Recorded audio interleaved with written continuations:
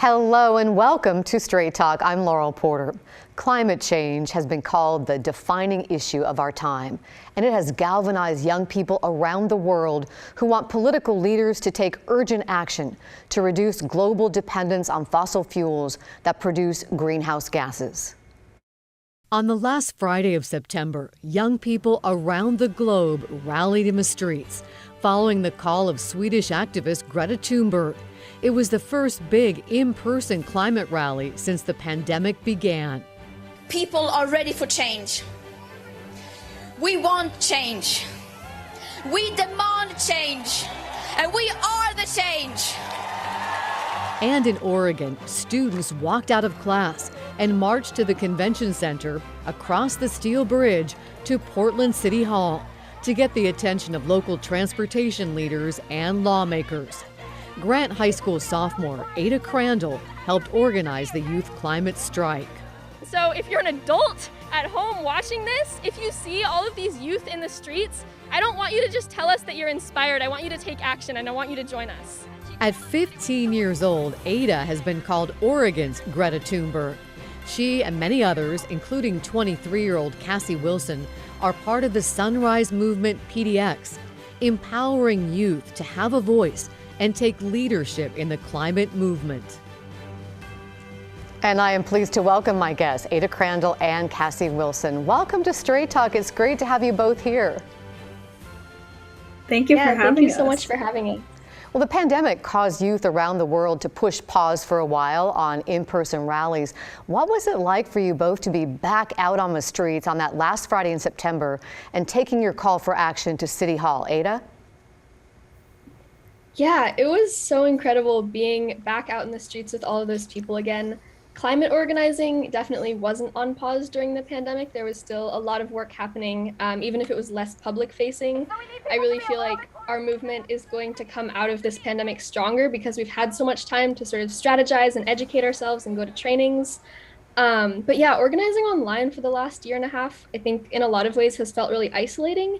And so this strike was a great reminder that none of us are in this fight alone, and that there are thousands of people who are going to keep showing up for climate justice. And Cassie, what was it like for you? I understand this was your first time being a part of a march like this. Yeah, it was amazing. I mean, with it being my first time being part of a march like this and being part of an event this big, like Ada was saying, I got involved with this while things were still completely virtual, and so it was amazing to be alongside thousands of other young people demanding a livable present and future. Well, tell us a little bit more about what the Sunrise Youth PDX movement is all about, Ada. Yeah, so Sunrise at a national level is a movement of young people fighting to stop climate change and create millions of good jobs in the process. There are hundreds of different Sunrise hubs all across the country. The Portland hub specifically is focused on fighting for climate justice on a more local level. And so we have a few different campaigns that we're working on right now. We're mainly focused at the moment on the intersection of transportation and climate justice and finding ways to decarbonize our transportation systems. Cassie, how important is it to you to be a part of this movement? It's really important to me. Sunrise has really taught me how to balance my fears for what the future might look like if we don't take action with imagining the better world that's possible if we do take the bold climate action that we need. Let's find out a little bit about both of you and what inspired you to get involved in the Sunrise Movement PDX. Ada, as I mentioned at the top of the show, you're 15, you're a sophomore at Grant High School. What was it that motivated you to become active in the fight against climate change? Yeah, so in 7th and 8th grade, I attended Harriet Tubman Middle School, which is right next to the I-5 freeway. My classmates and I were constantly breathing pollution from I-5, and it was just a really scary situation to be in. And so we got involved fighting against the Oregon Department of Transportation's proposed expansion of that freeway. And that work really led me to realize the connection between transportation and freeways and climate justice. 40% of our state's carbon emissions come from transportation. And so knowing that and realizing that connection to climate change, I really wanted to continue that work after I left my middle school. And so when COVID started, and I just had a lot of free time, and I really wanted to stay involved in this fight, and so I got involved in Sunrise. And you've really become a leader in your group, haven't you? I think somewhat, yes. I'm called a leader a lot, but I really couldn't be the leader that I am without all of the amazing people that I've worked with and who I've sort of been mentored by, and I'm really grateful for everyone that I've worked with in all of these different organizations. Well, Cassie is also a member of the Sunrise Movement PDX. You're also on Clackamas County's Youth Advisory Task Force on Climate. Tell us a little bit about your story. What got you involved, Cassie? Yeah, so living in Clackamas County, last year during the Labor Day fires was the first time that the entirety of the county was under some level of evacuation order. And it was really terrifying. I always cared about climate change, but the fires last year really woke me up to the reality that the impacts of climate change are already here. And once I saw that, I couldn't unsee that. And we've continued to see it over the past year, whether it's the ice storm or the heat waves or the drought and this year's fires. And I just felt really compelled to do something. And so I joined Sunrise, started learning more and taking action. And then I also joined, my county's task force on climate to be involved with shaping my county's climate action plan. Well, Ada, help us understand how what's happening with our climate is affecting you personally. How does it make you feel? It's really scary. It's really scary to be a kid growing up in a world that is literally on fire, and we're facing this climate crisis that's happening right now. And like a lot of the time, I think when we think about climate change, we think of it as something that's going to happen in the future, but we're not just fighting for our futures, we're also fighting for our present. And over the summer, we experienced record-breaking heat waves and wildfires, and just being at such a young age and knowing that things are only going to get worse and that my future looks like wildfires and heat waves and climate disasters is really scary, especially when a lot of the time the burden of fixing these issues is put upon young kids like myself. Do you feel the same way, Cassie? Do you feel that same anxiety? And what are you hearing from other young people? Yeah, I definitely feel it as well. I mean, I think it's that fear that motivates me to do this work every day. And unfortunately, I think that climate anxiety is just kind of becoming a normal thing for our generation and future generations. I know even my younger cousin was like scared of the summer because of last year's fires. And as young people, it just makes it really hard for us to plan for the future when the future is really uncertain as it relates to climate. And you're calling on the Clackamas County Commissioners to take more urgent action. What do you want them to do? Yeah, so I mean, I'm really glad that my county has a climate action plan in progress, and I'm really glad to be part of shaping that. But personally, I'd love to see my county commissioners move up the timeline for carbon neutrality. Right now, the goal is to reach carbon neutrality by 2050, but we know that the impacts of climate change are already here and that we need to rapidly reduce emissions. So the sooner we can reach that goal, the better. And you're also pushing Clackamas County for alternative modes of transportation. Tell us why and what you want to see. Yeah, we really need rural public transportation and bike lanes and sidewalks. It's needed both for the sake of the climate, but also because not everyone can drive or wants to drive, but everybody needs to be able to navigate our community. It's also really important to me because it's really expensive to drive. I'm disabled and I rely on SSI for my income, and the cost of getting a lift put into our van so I can independently get my wheelchair in and out of the car costs more than I receive in a year on SSI.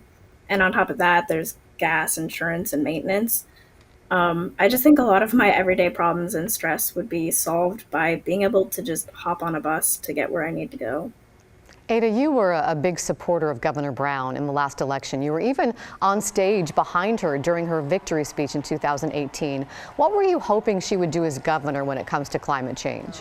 It's just fabulous. And you're doing okay? Yeah, I was really excited to have someone like Governor Brown in office, especially because she really ran her campaign off of this idea that she was going to fight to stop climate change and she was going to fight for the youth. And I really just haven't seen her follow through with any of those promises. And so it's been really disappointing. We have video of you protesting in front of the governor's mansion in July. Let's listen to part of your speech. We need a climate leader in office. 3 years ago, I thought Kate Brown was that person, but now I'm not so sure. Governor Brown, we need you to be brave. Be the climate leader that you said you'd be. Prove us wrong. Thank you. You know, we asked the governor's office for a response to what you were saying, and we got this statement from her office, and it reads in part, Governor Brown has made climate action a top priority in Oregon. She appreciates the passion of Oregon's young climate leaders, and she shares their sense of urgency to take climate action. She was particularly pleased to recently sign into law a comprehensive clean energy bill package, including House Bill 2021, which sets the most aggressive timeline in the country for moving to 100% clean electricity sources by 2040. Ada, how do you feel about her response? What could she do that you would applaud and make you and Cassie make you feel more optimistic about the future? Yeah, Governor Brown can say that she's a climate leader, but if she actually wants to show that, she needs to meet our demands and fight to stop freeway expansions and fight for climate justice. And yes, it's great that she signed that clean energy legislation. That was something that Sunrise was really excited about, but that's not enough. And it's just interesting because, you know, she made this big show of signing that legislation and posting on her social media and saying like, hey, look, I'm doing this great thing for climate. You didn't see her posting when she signed a bill that would give ODOT the funding to continue expanding freeways, when her vetoing that bill was a demand that we had rallying outside of her mansion. And so I think that it's really important that she actually follows through on her promises, because I don't just want her words saying that she's going to be a climate leader. I want her action. Cassie, what about you? What would you like to see the governor do? I mean, I completely agree with what Ada said. I think that you can say that you share our sense of urgency, but we need to see climate action across all sectors. Electricity was a huge step forward, but at the same time, yeah, like Ada said, when we're not also taking that same bold action in other areas like transportation, it's not good enough. Welcome back to Straight Talk. I'm Laurel Porter. We're talking about climate change with two youth activists who are part of a Sunrise Movement PDX. Let's listen to what Ada Crandall had to say outside the Oregon governor's mansion this past July. Governor Brown, you should be ashamed. Yep. Yeah. If you continue to allow freeway expansion and climate destruction, I hope you think about that decision when the wildfires leave us locked inside for weeks, wondering if our communities will survive. I hope you think about that decision when the air is too polluted to breathe. I hope you think about that decision when your children ask why you didn't do anything about the climate crisis when you still had the chance. Why you didn't listen to the young people who are scared for our futures. Welcome once again to my guests, Ada Crandall and Cassie Wilson, members of the Sunrise Movement PDX. Ada, in that clip from your speech, you were pretty upset the governor is not using her influence to stop freeway expansion in the state. Help us understand exactly what do you want her to do? Yeah, so the rally that Sunrise did outside the governor's mansion last July was part of one of Sunrise National's days of action. Hubs all around the country mobilized to pressure our elected officials to take action on climate.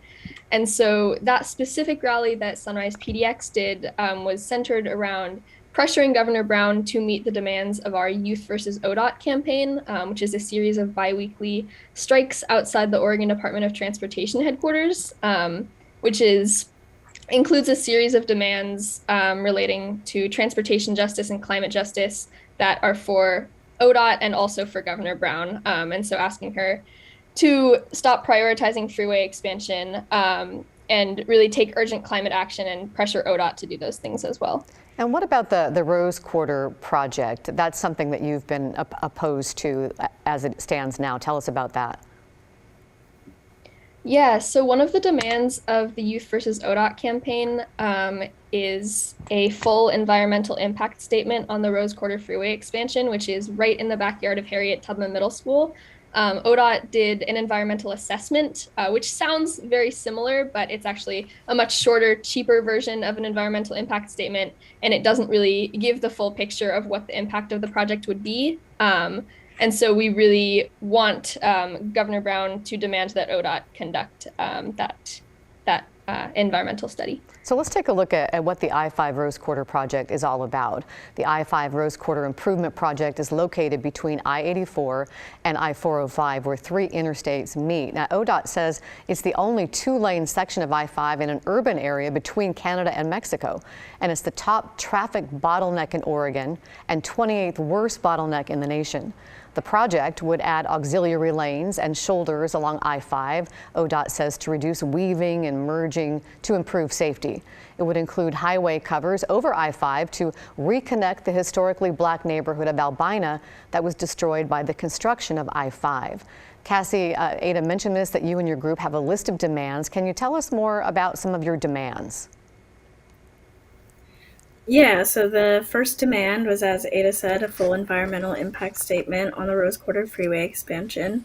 The next one is an immediate moratorium on all freeway expansions within the urban growth boundary, because there are more than just that one. There's also the I-205 Abernathy Bridge expansion, the Interstate Bridge Replacement Project, making sure that that doesn't turn into a freeway expansion, the 217 widening, and the I-5 Boone Bridge freeway expansion. And then our third demand is for a youth climate justice advocate to be appointed to the Oregon Transportation Commission. And then we had a fourth demand that Ada was talking about earlier, which was when we were outside of Governor Brown's mansion, demanding that she veto House Bill 3055 because it allows ODOT to bond against expected tolls to pay for freeway expansions. It ended up passing the legislature and getting signed by the governor despite our protests. And so now ODOT's able to use tolling to pay for projects like the I-205 expansion, which won't solve congestion and will just be another lane full of traffic in a couple of years. Well, we asked ODOT to respond to your demands, and in response, ODOT sent us a statement that reads in part, ODOT agrees there is urgency to take action on climate. That's why we're committed to decarbonizing our transportation system through implementing system-wide congestion pricing, investing in transit and more multimodal options, and leading our state's transition to electric vehicles. Cassie, what's your reaction to ODOT's statement? I just really wish that their actions matched their statements. If they truly believe there's urgency to take action on climate, then they wouldn't be spending billions of dollars on freeway expansions. They would be spending a bunch of money to decarbonize our transportation system instead. Well, the governor also says she's concerned about safety in that Rose Quarter corridor. I think ODOT says that the average number of accidents is 3.5 times the average in the state in that area. And her office added in its statement that her goals for the I-5 Rose Quarter project are to revitalize, repair, and restore the Albina community while creating a national model for restorative justice, sustainable transportation, and good job creation. It's part of what's called the Hybrid 3 model for the Rose Quarter project. Ada, restoring the Albina community includes adding freeway covers to reconnect the neighborhood and move toward restorative justice, as the governor mentioned. How do you and the Sunrise Movement feel about that? Yeah, Sunrise is fully in support of capping the freeway, but the freeway can be capped without expanding it. And I just don't see a way that ODOT and Governor Brown can argue that expanding the freeway that displaced people in that neighborhood in the first place, claiming that that is restorative justice, doesn't really make any sense. And so, yes, we support the caps. We support the caps without the freeway expansion. The governor has said also, we've talked about Harriet Tubman, where you went to school, and your concerns there, that she supports moving Harriet Tubman Middle School, which is located now on the fringes of the highway, to protect the students from exposure to pollution from I-5. Ada, what do you think about that? Is that a good idea to move Harriet Tubman? I think it's a band-aid solution, and it's really frustrating because yes, you can move the school, but there are still people who live in that neighborhood who are going to be breathing that pollution. And it's still putting people at risk. Plus, Harriet Tubman Middle School just moved a couple of years ago, and I was a student there during that, and it was really awful for everyone involved. And so it's just really frustrating that ODOT and Governor Brown are putting Portland Public Schools in a position where they're being asked to choose between having their students stay at Tubman where it currently is and continue breathing that pollution, or move the school again for the second time in the last few years. And so it's either way, it's students suffering the consequences of a mindset from our government that expanding freeways and increasing profit is more important than student safety and people's safety. And you know, I mean, in an ideal world, we could just remove the freeway instead of moving the school. I just think that it's so broken that we live in a system where students are suffering to accommodate for corporations need to increase profit by having more lanes on this freeway. And it's really disappointing, and I wish that Governor Brown would see that.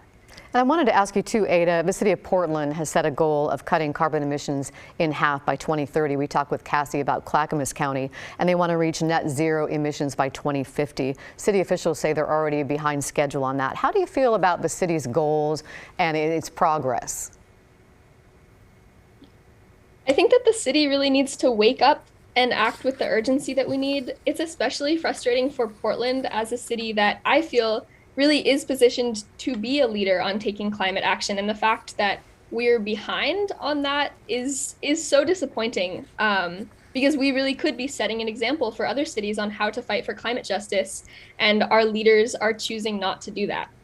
And you were sharing with me earlier that Portland likes to think of itself as a green city, a liberal city, but you question that. Yeah, I mean, I grew up hearing that Portland was so green and sustainable. And I was always taught about like the little things that we could do to reduce our carbon footprint. And it was like recycle and compost and bike places. And that's just really not enough. It's not enough at all. And it's not what's going to stop climate change. And I feel like in a way I've really been lied to about the fact that Portland is sustainable, because a city that prioritized climate action wouldn't be expanding freeways. Cassie, people may be listening, young people, they might want to get involved. How can people get involved? Yeah, so the next Youth vs. ODOT strike is coming up this Wednesday, October 13th, from 4:30 to 6 p.m. Folks can come join us outside of ODOT's Region 1 headquarters in downtown Portland. It'll be our 13th strike. And they can check out your Instagram page as well if they want to find out more and learn how to get involved. I want to give you each an opportunity for a final thought. Ada, what would you like people to know? I think I just want people to know that as a 15-year-old fighting for a livable future and fighting for climate justice is something that I'm really passionate about, and it's something that I really care about, but it's not really how I want to be spending my time. And I really do feel a sense of loss that I am so young and I have to be thinking about these things. And so I don't want people to just call me inspiring. I want people to join us and take action. And that's what will really make me hopeful. How about you, Cassie? I mean, I would just say we really need rural public transit, and we need transportation justice. I'm really tired of hearing people in positions of power tell us they share our sense of urgency, but then they don't back up those statements with the bold climate action we need. Well, I want to thank you, Ada Crandall and Cassie Wilson, for joining us here on Straight Talk. It's wonderful to hear your voices.